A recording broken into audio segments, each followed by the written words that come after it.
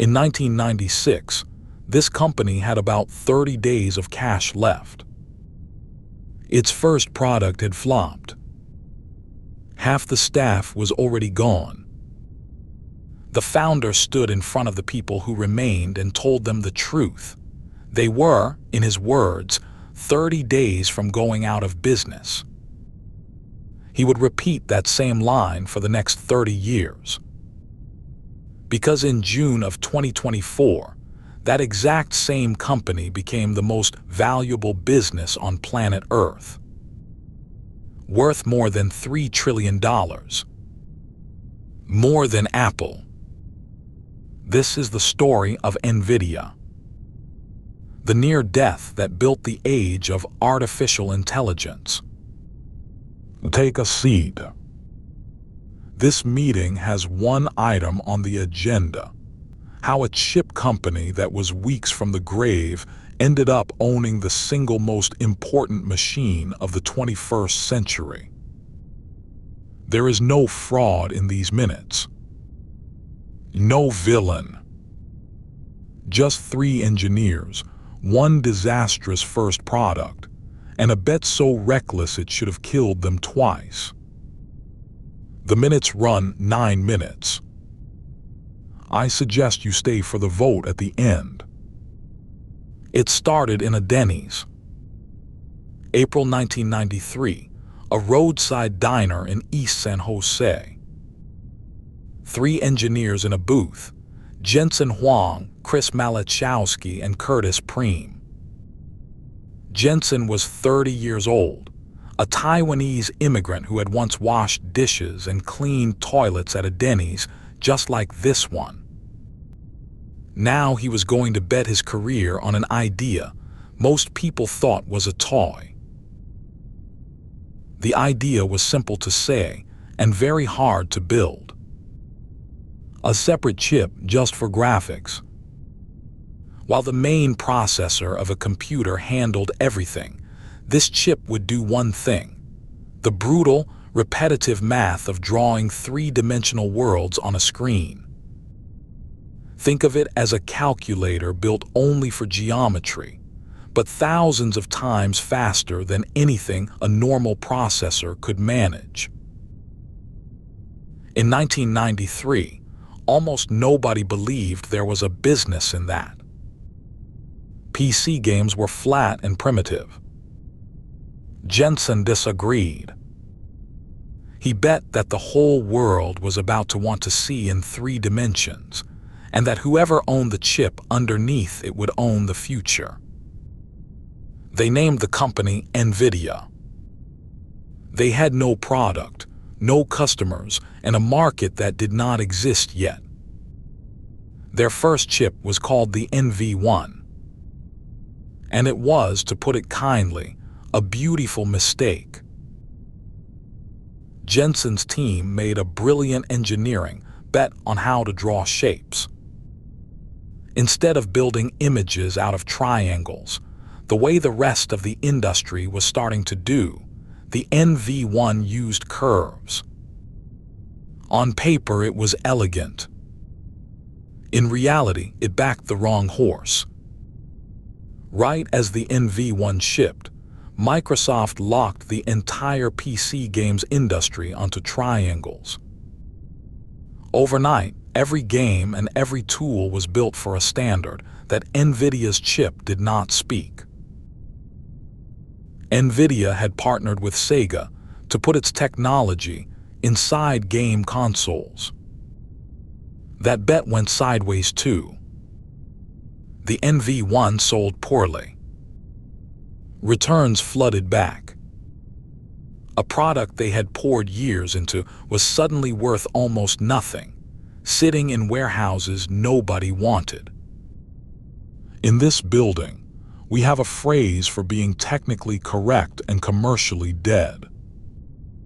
We call it a very expensive education.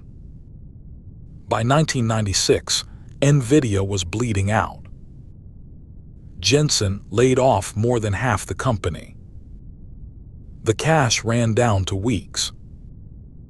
This is where the legend of the 30 days was born.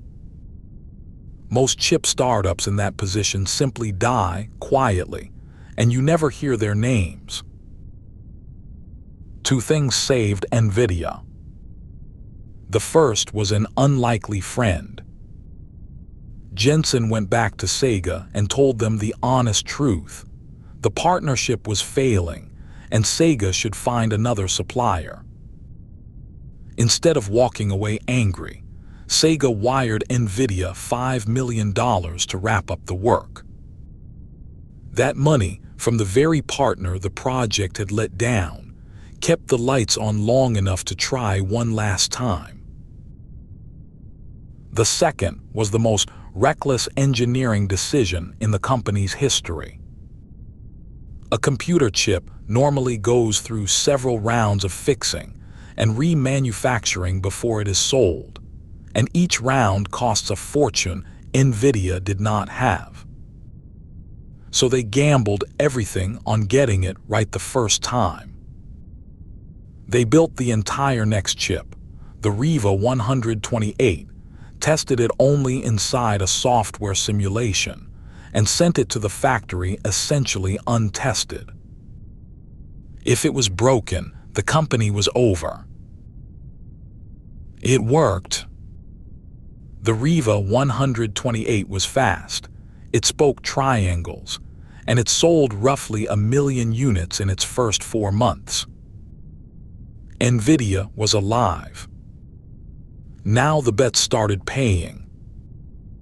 In 1999, Nvidia went public on the stock market, and that same year shipped a chip it called the GeForce 256. The marketing line stuck to the whole industry. Nvidia called it the world's first GPU. Graphics processing unit. They did not just sell a product. They named a category, and then they owned it. But the decision that built the empire looked, for years, like a waste of money. In 2006, Nvidia released something called CUDA. In plain English, it let programmers use that powerful graphics chip for any heavy math, not just video games. Wall Street hated it. For years, analysts asked why Nvidia kept funding a feature most customers never touched. Jensen did it anyway. Then, in 2012, a small team of researchers used 2 ordinary Nvidia gaming cards to train an AI that could recognize images better than anything before it. That moment lit the fuse on the deep learning revolution. And it ran on Nvidia. Suddenly, every AI lab on Earth needed exactly the chip Nvidia had spent a decade quietly building. The dam broke in 2023. When ChatGPT made artificial intelligence a global obsession, every company on Earth raced to buy the engines that train it. Those engines were Nvidia chips. Demand went vertical. And in June of 2024, the numbers caught up to the story. Nvidia became, for one historic moment, the most valuable company in the world. Over $3 trillion. The diner startup that had 30 days to live now sat at the center of the global economy. Jensen Huang, still in his black leather jacket, still telling his staff the company was 30 days from going out of business. Minutes recorded. Before we adjourn, one question for the room, and do leave your answer in the comments. Every rational analyst at one point called Nvidia a dead company, or a waste of money. Jensen Huang ignored all of them, twice and won. So tell me, was that the genius of a man who saw the future? or simply a gambler who happened to survive the coin flips the rest of us never do.